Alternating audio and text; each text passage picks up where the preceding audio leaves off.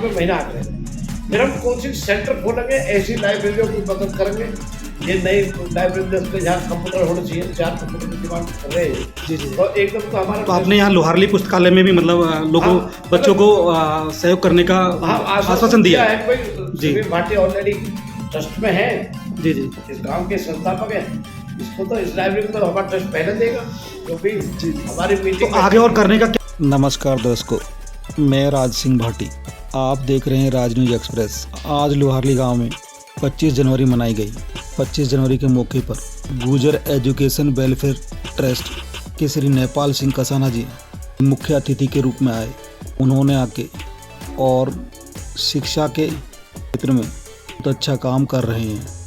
गुजर education welfare trust का उद्देश्य है कि गरीबों को पढ़ाना, फीस नहीं दे सकते उनकी फीस देना, अन्य पढ़ाई के काम में और आगे बढ़ाना। पुस्तकालय गांव-गांव खुल रही हैं, जिन पुस्तकालयों में किताब नहीं है, कंप्यूटर नहीं है और अन्य ऐसी कुछ चीज़ें हैं जिनको आगे बढ़ चढ़कर भाग लेते हैं। ये ट्रस्ट एक बहुत अच्छा काम कर रहा है, सब लोगों को इसमें जुड़ना चाहिए। इसमें कुछ ऐसे गुजर एजुकेशन वेलफेयर ट्रस्ट के ट्रस्टी हैं जिनके नाम हैं कुछ। श्री नेपाल सिंह कसाना नोएडा से हैं, MSc B.Ed हैं और बिल्डर का काम करते हैं। श्री अमित राणा जी पद के हैं। श्री सुरेंद्र गुजर जी सलारपुर नोएडा से हैं।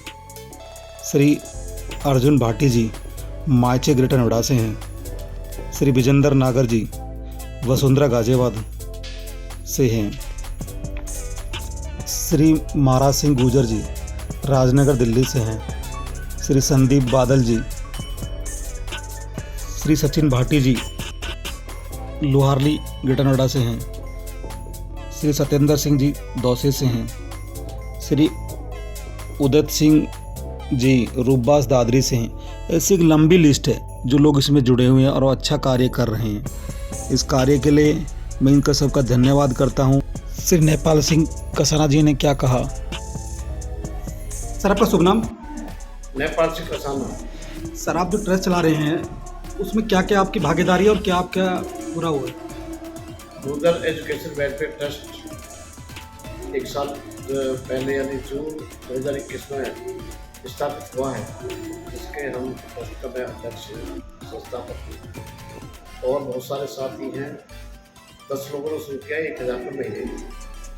आज वह ट्रस्ट की विस्तार होता चलेगा। आज की उसकी संख्या है 260, यानी कि हर महीने 2,60,000 के करीब आते हैं, जिसमें आपके हाली से जो इस लाइब्रेरी के संस्थापक हैं श्री सुनील भाटी जी, इंस्पेक्टर दिल्ली पुलिस, जो यहीं के बड़े प्रसिद्ध परिवार से हैं, ये भी उस ट्रस्ट के सदस्य हैं। उनके इन्होंने करीब 10 लोगों को ऐसा सब इंस्पेक्टर लेवल के लोगों को उस ट्रस्ट का मेंबर बनवाया हुआ। सर ट्रस्ट आपका कहाँ कहाँ पे पूरा इनका है? जो आपका ट्रस्ट है ये, हाँ। इसकी शाखा कहाँ कहाँ पे है। इसकी शाखा एक ही जगह है, बस ग्रेटर नोएडा में है, मीडिया विलेज में उसका ऑफिस है। और पूरे देश के लिए, जो पूरा देश इसमें कवर होता है जी, पूरे देश के ऐसे बच्चे जो प्रतिभाशाली हैं और किसी वजह से उनकी पढ़ाई आर्थिक कारणों से कहीं दिक्कतें आती है तो आप उन्हें सपोर्ट करते हैं। तो हमारे ट्रस्ट ने ऐलान कर दिया कि खेलों में और शिक्षा में अच्छा हमारा ट्रस्ट जो उसके लिए योगदान देगा। और चाहे वो बुक हो जो बहुत सारी चीजें हैं, किताब की बात हो, चाहे ड्रेस की बात हो, चाहे फीस की बात हो, चाहे अन्य सुविधाएं हो, हाँ छात्रावास में रहने की बात हो। अच्छा। तो उस बच्चे की आर्थिक स्थिति देख करके फिर ट्रस्ट की पूरी टीम तय करती है, उनके फॉर्म भराए जाते हैं। ये लड़का रविंद्र भाटी उस ट्रस्ट का ऑफिस इंचार्ज है जी। और इसी के बाद फ़ोन नंबर आते हैं, वो फॉर्म भरते हैं। फॉर्म जो है ईमेल से आते हैं, उनको निकाला जाता है और फिर उसको सारे एप्लीकेशंस को परीक्षण किया जाता है, उनकी आर्थिक स्थिति जानकारी ली जाती है और फिर उनके कॉलेज पे सीधा पैसा दिया जाता है। कॉलेज हो चाहे छात्र जो भी संस्था उसको पैसा कोचिंग सेंटर हो, जी जी जी, ऐसे खिलाड़ियों को जो जी, जी। मेडल होते हैं प्रदेश स्तर के, राष्ट्रीय स्तर के, जी जी तो उनको जो वाजिब चीज है यथासंभव हमारा ट्रस्ट की सहायता करता है। सहायता करता और है। इसमें कई बच्चे तो ऐसे जो MBBS कर रहे हैं, कोई बच्चियां ऐसी जो BDS कर रही हैं, अच्छा कई बच्चे ऐसे हैं जो MSc कर रहे हैं, MTech कर रहे हैं, BTech कर रहे हैं, अच्छा। MCOM कर रहे हैं, MPhil कर रहे हैं, जी जी और MPhil कर रहे हैं, और आपका BSc कर रहे हैं, MSc कर रहे हैं। जी जी। इस तरह के बहुत सारे बच्चे हैं।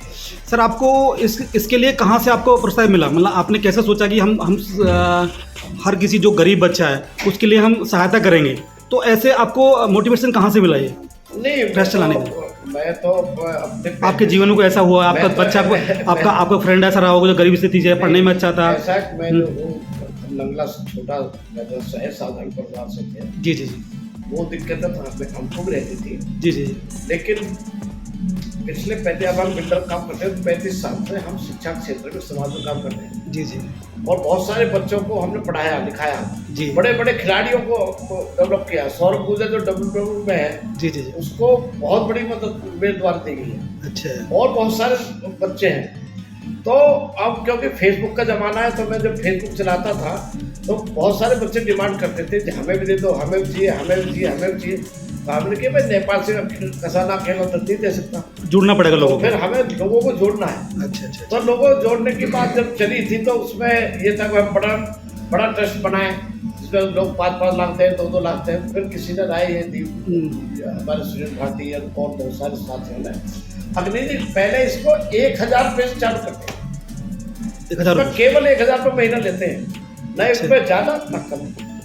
6 महीने तो- देगा 6000, 12 महीने देगा 12000, मासिक है मंथली है? मंथली का मंथली 1000 रुपये, मंथली 1000। हाँ, और पूरे देश के सदस्य हैं, पूरे देश के सदस्य हैं, और पूरे देश के बच्चों को छात्रवृत्ति दी जा रही है, दी जाती है। और ये संख्या हमारी बढ़ती जा रही है। हमारा उम्मीद है कि हम 1-1.5 साल के अंदर 1000 की संख्या बढ़ा लेंगे, यानी 10 लाख रुपये महीना आ करेंगे। फिर हम कोचिंग सेंटर खोलेंगे, ऐसी लाइब्रेरियों की मदद करेंगे। ये नई लाइब्रेरी जहाँ कंप्यूटर होने चाहिए, 4 कंप्यूटर की डिमांड कर रहे हैं जी जी। तो एकदम तो हमारा तो आपने यहाँ लोहारली पुस्तकालय में भी मतलब लोगों हाँ, बच्चों को सहयोग करने का आश्वासन दिया है? कोई जी। सुनील भाटी ऑलरेडी ट्रस्ट में है, जी जी इस गांव के संस्थापक हैं। इसको तो इस लाइब्रेरी को तो हमारा ट्रस्ट पहले देगा, क्योंकि जी जी। हमारी तो मीटिंग आगे और करने का क्या इसमें आपका वो है? है आगे इसमें और ज़्यादा बढ़ के क्या करने का आपका ट्रस्ट में? मोटिवेशन टेस्ट में? ट्रस्ट में ये है कि उस ट्रस्ट के शिक्षा से माध्यम अलग हटके भी- हम कोचिंग सेंटर खोलेंगे पूरे देश में, पूरे देश में? छोटी नौकरियों के लिए। अच्छा और कोई लड़का IAS PCS की तैयारी करता तो छांट के कभी मानो हमने 500 लड़के छांट दिए IAS के लिए, जी। उनके उसका एकेडमिक रिकॉर्ड देख करके, और उनको ठीक है भाई तुम ये 5 अच्छे से अच्छे कॉलेज में उनको एडमिशन दिलाओगे? अरे वो पढ़े कहीं, हाँ हाँ। उनकी फीस हम दे दें।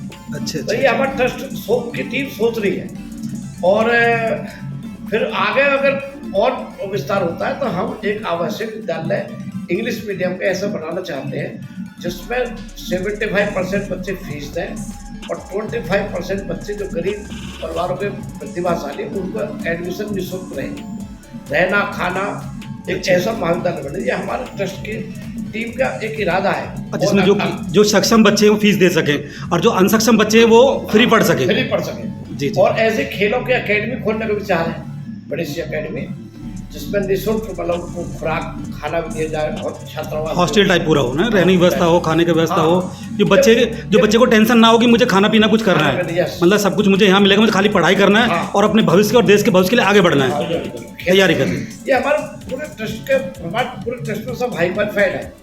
जैसे कि हरियाणा में पूरा एक कैंपेन चला हुआ है कि भाई खिलाड़ी के लिए, हाँ। पढ़ाई के लिए, हाँ। एक अलग अलग करके सब लोग हाँ, आगे तो बढ़ाते हैं। सरकार बहुत मदद करती है। जी जी। अब तो हमारी सरकार ने ऐलान कर दिया कि मिनी स्टेडियम खोला गया बड़े बड़े गाँव, चलो खोलते हैं, हम उसमें भी और मदद कर देंगे। और मदद करते हैं।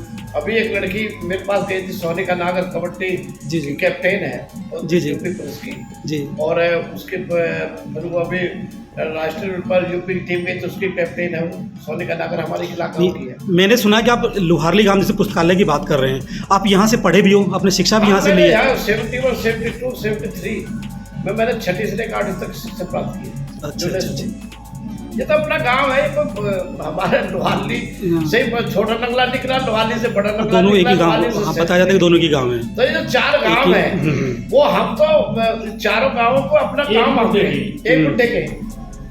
मतलब जो मानते हैं अच्छा अच्छा अच्छा। सबसे घरेलू संबंध है, सब ब्याह शादी मिलते हैं, सब जगह आते हैं प्यार मोहब्बत। आज आपने 25 जनवरी पे एक प्रोग्राम था, वहाँ पे बच्चों को प्रोत्साहित किया आपने, सबको शील्ड दे के और उनका शपथ पत्र दे के उनको आगे बढ़ाने का काम किया। उनकी फैमिली अगर एम्प्लॉय नहीं है, उनकी फैमिली को भी आपने सम्मानित किया है।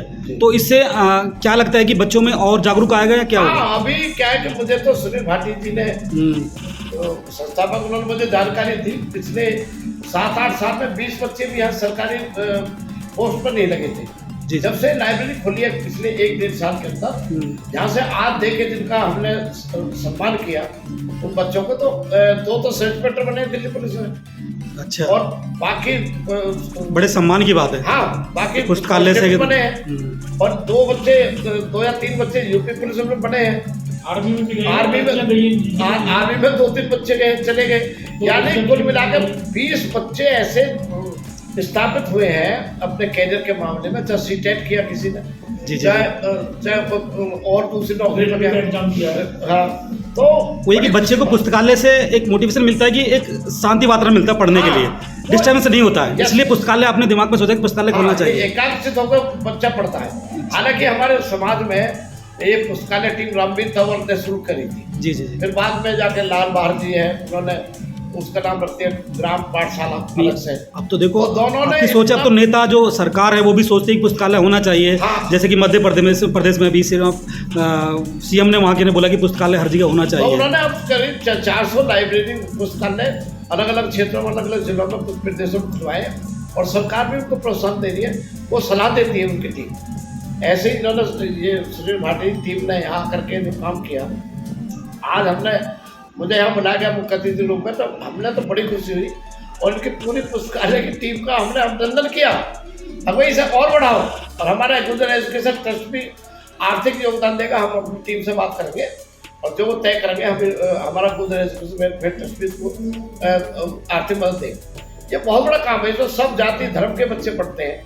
हर एक गरीब का घर का बच्चा भी पढ़ सकता है, पैसे वाला बच्चा पढ़ सकता है, कोई डिफरेंस नहीं होता। ये नहीं कि पैसे वाले पढ़े, गरीब बच्चे के लिए मेन है, जिसके पास ये कि जो रिक्शा चलना पूरी पुस्तकालय है, कोई भी पढ़ो। अब मैं विशेष रूप से पूजा समाज में ज़्यादा काम करता हूँ। हमारे पूजा समाज में शिक्षा में आगे बढ़ने की लहर पैदा होती है यूथ में, चाहे नौकरी हो चाहे एजुकेशन हो।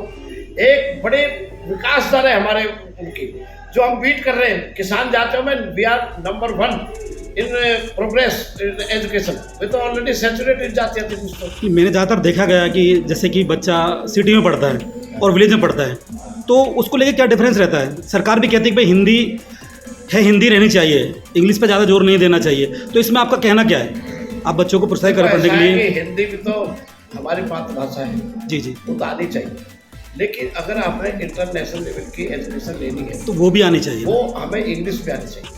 और इंग्लिश मातृभाषा सब बच्चों को सीखनी चाहिए, पर उसके साथ जो मल्टीनेशनल भाषाएं वो भी जो इंग्लिश है उसको भी सीखना चाहिए ना। जितना ज़्यादा भाषा सीख लें उतना अच्छा है, कोई बुराई नहीं है।